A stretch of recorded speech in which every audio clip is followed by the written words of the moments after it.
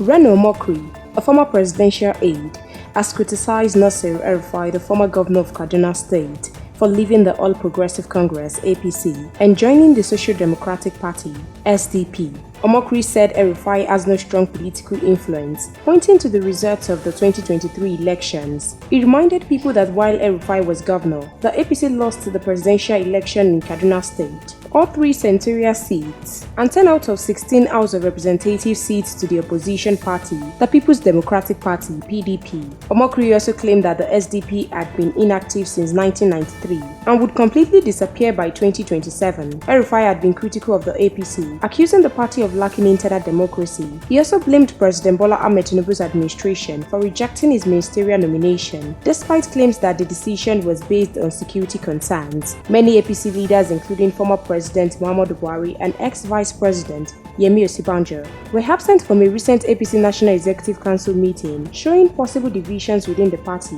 In a separate tweet by Reno, he posted a news headline accompanied with El-Rufai's picture, which says, "I will remain in APC till I die." In response, Reno said, "Believe El-Rufai and you will believe anything." Despite joining the SDP, El-Rufai has not announced whether he will run for president in 2027. However, his recent actions suggest he might challenge Tinubu in the next election. As the 2027 election approach, it remains to be seen how El-Rufai's decision will affect the political landscape in Nigeria. As more information unfolds, we remain committed to supplying you news updates. Please stay tuned to NaijaNews.